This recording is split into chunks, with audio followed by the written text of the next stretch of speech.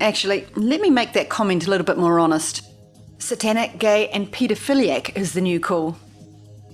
Here's Michelle Lammy, aka Husband's Head Handbag Lady again, having a candid chat over a cuppa. They were talking about self-acceptance, your gender and sexual preference peculiarities, and then she blurts this out. With the men, I like boys and I don't like men. With the women, I don't like the little girls, except the real little girls, and I like women. Unbelievable. And the interviewer didn't even ask, what do you mean you like little girls and boys? And in typical fandom style, the comments that were posted in response to the video were nothing but adoration. Again, talking about what an icon this woman is. There was the odd comment like, did you hear what she actually just said there? But that was about it. What the heck? The arts are also blending with science in this bizarre occultic push. If you were lucky enough, or unlucky enough, to have viewed the Gotthard tunnel opening ceremony near Geneva in Switzerland, you'll probably have some idea what I'm talking about.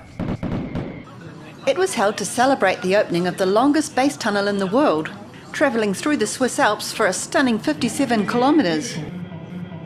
It took 17 years and $12 billion to build, all to shave off less than an hour's drive time between Milan and Zurich. It kicked off with a blessing from a rabbi, an imam and a priest in the name of the new one world religion of Chrislam and its three combined religions of Judaism, Islam and Christianity. A theatrical performance then began with a depiction of the arrival of the tunnel's workers. They greeted the elites who they work for in the audience with a zombie-like salute. A few minutes in and the workers realise there's something very wrong and they're about to be exterminated, but it's too late and they can't escape.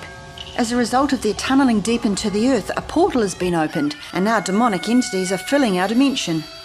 It's all intrinsically tied to Cern, which we'll talk about more in a minute. A pagan ritual then ensues, with the Celtic god Cern presiding over all that takes place. The workers become possessed and their behaviour becomes more and more depraved. They're obviously oblivious to the control they're under, but the elite puppet masters, many of whom were in the audience, are of course well aware. This part shows the desperation of one lone enlightened soul as he fights in vain to destroy the machine, but his chains weigh him down. A coven of witches, possibly the cult of Dionysus, carries a lamb up high to be sacrificed when Cern rises to power. Meanwhile, more and more of his demonic friends flood through the portal onto the earth. There were 600 actors that took part in this performance. There's even this part in the performance, where the angel of death seduces and slays 9 of the workers who actually did die during the construction process. The demons then exit the tunnel and there's a shift at this point. We're now given a mock of the kind of ceremony we would expect to see, as if to taunt us with the falseness of what we usually presented. It begins with our friend, the enlightened man, now helping to build the machine and in full compliance. It's almost as if there's a glee in the air that not even one has the strength to stay awake to what's really going on. We see celebrities and the Pope, notably wearing dark glasses inside a tunnel, as if to say he's trying to hide the evil behind those glasses. Although the people celebrate in naive jubilance, small details such as this goat skull betray the facade, but only to the vigilant. A generic pop star is lifted up and given a false head to portray the deceptiveness of her character and her role. Her huge blood-red robe envelops those beneath her, and as she exits the tunnel, her obedient fans enthusiastically gather the audience to join her outside. The big-budget spectacle continued outside with a depiction of how expendable the workers are considered, as they are hoisted up to dig away the rock but continually fall down. Finally, the last of the rock falls away and the boring machine appears. Note the deliberate superimposing of 8 workers on the image of the borer, making it look very like the Atlas detector at Cern, which searches for extra dimensions and particles that could make up dark matter. Once the last rock finally falls away, a portal is opened to the underworld. The demonic energy released from within the earth infiltrates the workers and they become possessed. They strip off their clothes, begin to fight one another, and then they descend into an orgy-like dance. A bottomless pit is now open, and some of the workers fall inside it. Soon after, 3 ghosts, draped in veils, potentially in a distortion of the Trinity, rise out of the pit. A giant eyeball watches everything. They have been sacrificed and are now reincarnated as brides of Satan. They're now here to usher in his rule and announce his grand arrival.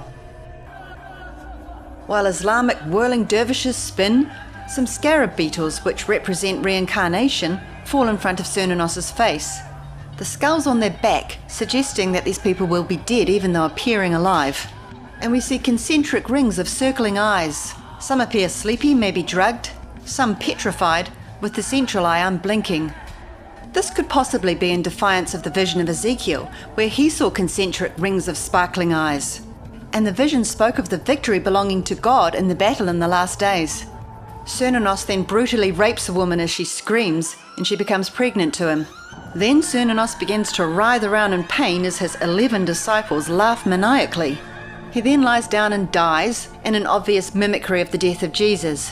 And then we see this copy of the biblical event where the father turns his face away as the son dies.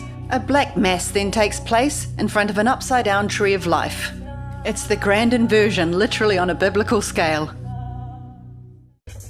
What continues after the black mass is the merging of humanity with the machines and the celebration of their synchronicity.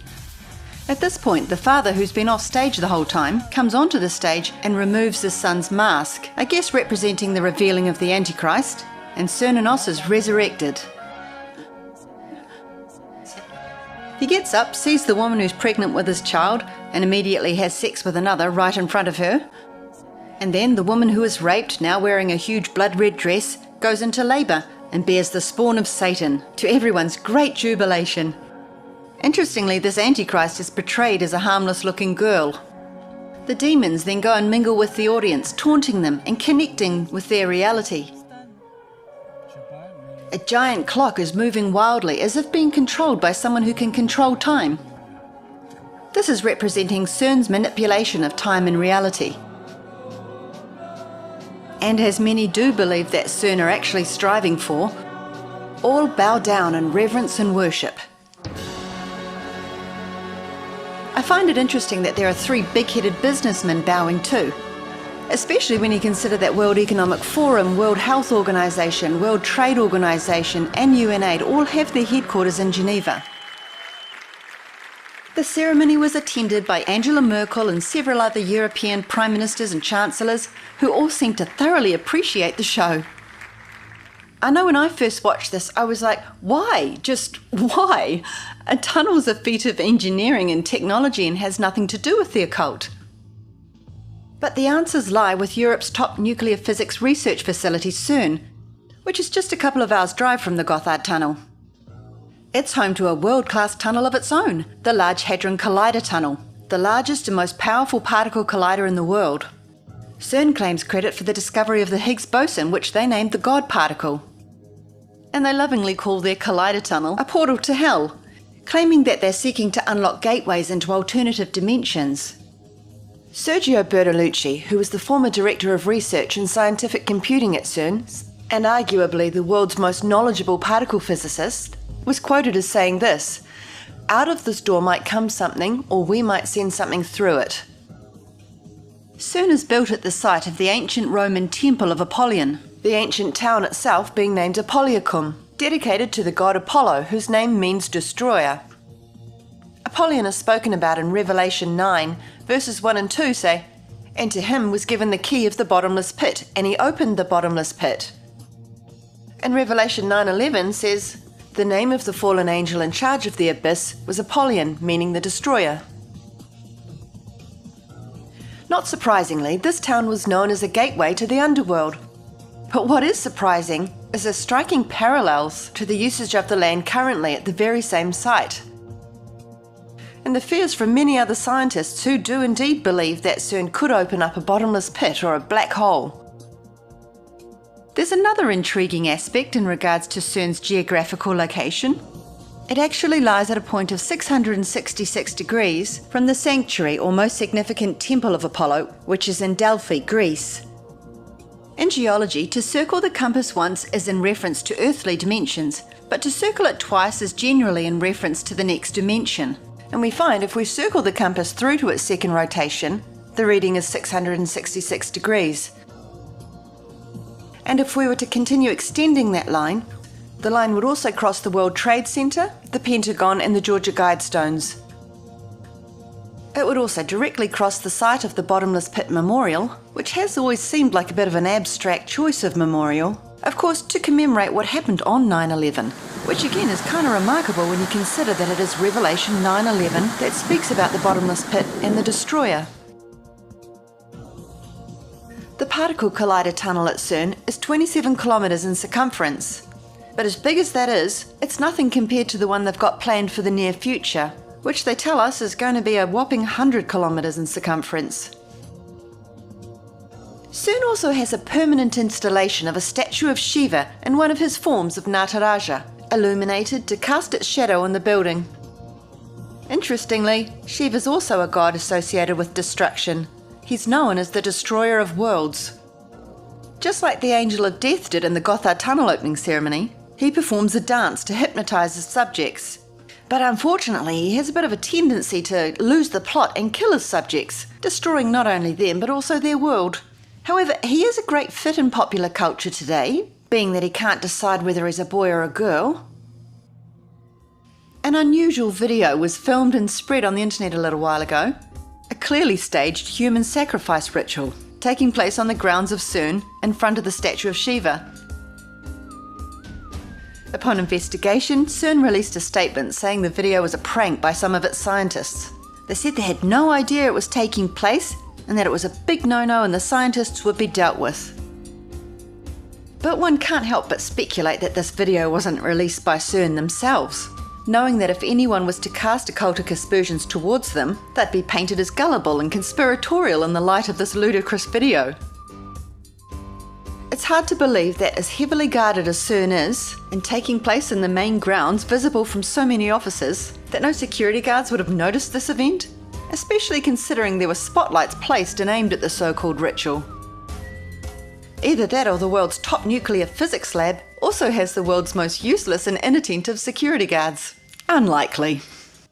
This video, also released by Cern, contains cryptic yet undeniable references to the Mandela effect, an effect that many speculate Cern could cause through its manipulation of time, which of course we saw theatricized in the Gothard ceremony. Another of Cern's accolades is that it's where the internet was born. Tim Berners-Lee, a British scientist, invented the World Wide Web in 1989 while working at Cern. It was July 2022 when Cern says it finally cranked up its Large Hadron Collider up to record voltage. So apparently it's now operating at maximum capacity for the first time in its existence. They say they hope this will reveal important details about the fabric of reality. Legal action has been taken in the past against Cern by others in similar scientific fields, who predict that Cern could cause the formation of mini black holes. Cern responded by saying, "Don't worry, if black holes were opened up, they'd probably evaporate really quickly." But others have suggested that when it comes to things like black holes, probably is not really adequate, and that these black holes actually could linger and even ultimately consume the planet. Even Dr. Stephen Hawking stated that he believed Cern's activities posed a great threat to our world. Weirdly, Cern also has an extensive and extremely well-funded arts department. Not your usual for a physics lab. The logo of Cern is also of interest. They claim that it's a simplified representation of an accelerator chain in synchrotron, and that it's nothing more than a coincidence that it also looks like a 666. Apparently it's also just a coincidence that the name Cern, as well as being an acronym for the European Council of Nuclear Research, is also the name followers of Cernanos call their beloved god of the underworld. Yes, that's the same Cernanos we just saw emerging from the underworld to rule the overworld in the Gotthard tunnel opening ceremony. So many coincidences!